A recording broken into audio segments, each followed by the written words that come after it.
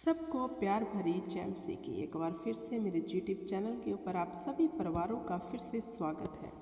मेरे प्रिय भाई बहनों, आज का जो मैं टॉपिक लेके आई हूँ पवित्र आत्मा के इन दो फलों के बारे में जानेंगे पार्ट 1 में। हालेलुया। पवित्र आत्मा का फल प्रेम और आनंद, ये दो फलों के बारे में आज हम सीखेंगे। मेरे प्रिय भाई बहनों, क्या कभी हमने अपने जीवन के ऊपर गौर किया है? क्या हमने कभी भी प्रार्थना में परमेश्वर से कहा है हमें अपनी रूह के फलों से भर दे? क्योंकि हम ज़्यादातर प्रार्थना अपने सेल्फ के लिए करते हैं, अपने विषयों के लिए करते हैं। हालेलुया। ज़्यादातर हमारी प्रार्थना निवेदन जो है हमारे लिए होते हैं। क्या कभी किसी ने गौर किया है कि आत्मा के फलों के बारे में हम जानें और खुदा से विनती करें? हालेलुया। तो मेरे प्रिय भाई बहनों, ये दो फल आज मैं आपको बताऊंगी प्रेम और आनंद के बारे में। पहले हम जिक्र करते हैं प्रेम के बारे में। ये पवित्र आत्मा का पहला फल है प्रेम। हालेलुया। अब देखना है कि ये पाक रूह का पहला फल हमारे भीतर है प्रेम या फिर नहीं। क्योंकि मेरे प्रिय भाई बहनों, आपने सुना होगा वचन में लिखा है यहोवा ने जगत से ऐसा प्यार किया कि अपना इकलौता बख्श दिया। हालेलुया। वो खुदावंद का हमारे लिए प्रेम था। उसने प्रेम की खातिर हमारे लिए हमारे गुनाहों और पापों के लिए अपना इकलौता भी रख ना छोड़ा। तो अब हमें गौर करने की ज़रूरत है, क्या हमारे जीवन में प्रेम है? क्या हम प्रेम के लिए दूसरों को माफ़ करते हैं? दूसरों को जो हम दोष लगाते हैं, क्या हम प्रेमवश उनके जीवन में कोई अच्छा बीज बीजते हैं या फिर कुड़त्तन को? हालेलुया। क्या हमारे भीतर प्रेम है?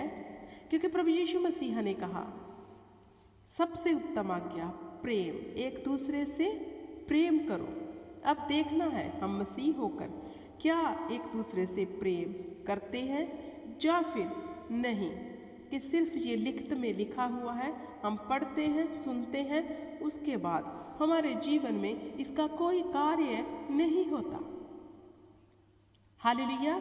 अगर पाक रूह का ये पहला ही फल हमारे भीतर नहीं है तो ये मैं आपको गारंटी देती हूँ कि परमेश्वर का आत्मा हमारे जीवन में कभी काम नहीं कर सकता।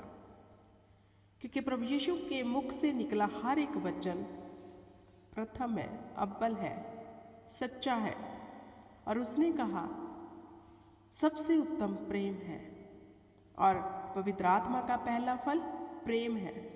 अब देखना है, क्योंकि अपनों के साथ तो हर कोई प्रेम करता है, अगर वो कोई गलती भी करे तो माफ़ कर देते हैं।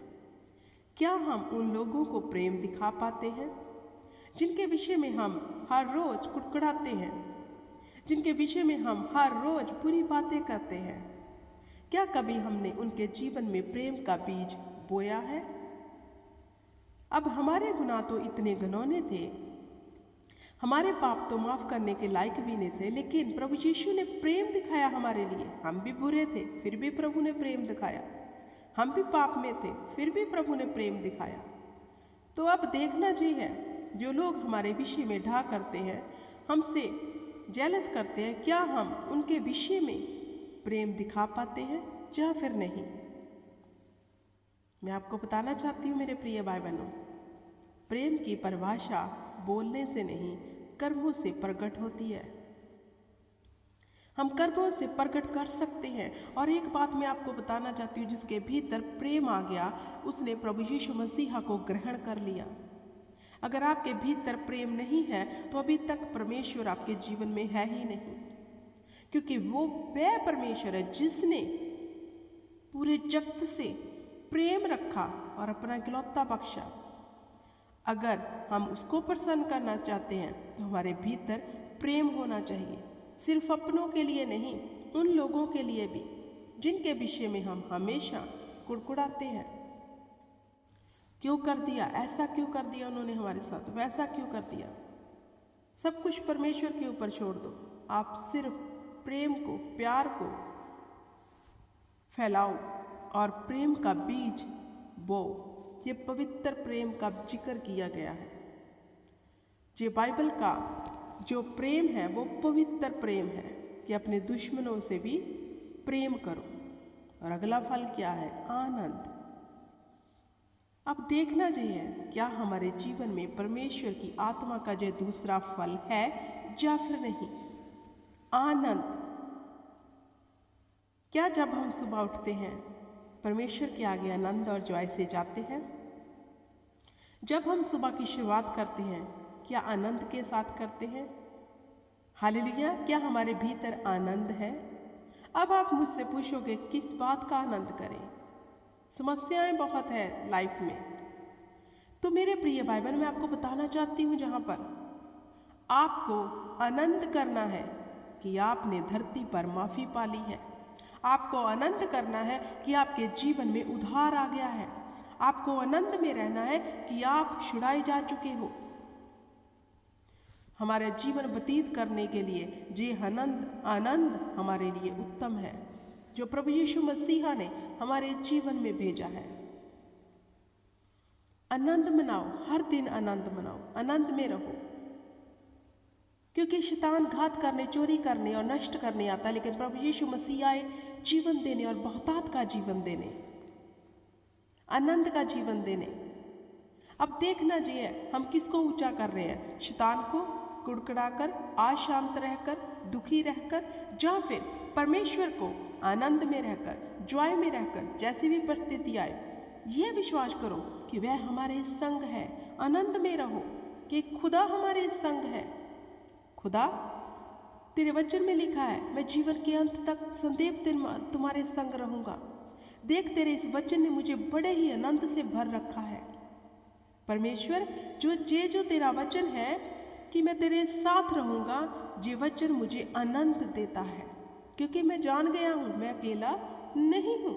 मैं जान गई हूँ मैं अकेली नहीं हूँ। मैं क्यों दुखी हूँ? मैं तो आनंद में हूँ।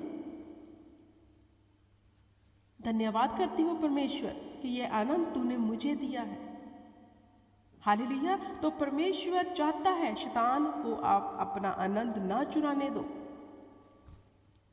जो खुदावंद ने हमें आनंद दिया है, अपने आप को क्रूस के ऊपर क्रूसीफाई करके हमारे जीवन में उधार लाकर, वो आनंद हम शैतान को क्यों चुराने दें? क्योंकि हमारा परमेश्वर उत्तम है, बड़ा है, पहला है, आखिरी है, आद अंत और अल्फा ओमेगा है, जिसने हमें जी आनंद दिया है। धन्यवाद किया करो परमेश्वर के आगे। खुदा, हम आपका धन्यवाद करते हैं कि आपने हमें आनंद से भरा है। अपना आनंद कभी शैतान को चुराने न दें, क्योंकि शैतान तो आता ही घात करने हैं। हालेलुया। जब आप दूसरों की मदद करोगे आप आनंद महसूस करोगे। करो मदद।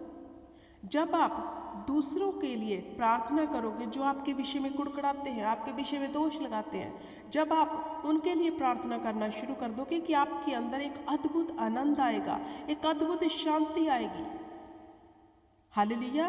वो शांति जो प्रभु यीशु मसीहा ने हमें दी है, अब्दी सच्ची शांति। क्या आप प्रेम और आनंद में रहना नहीं चाहते?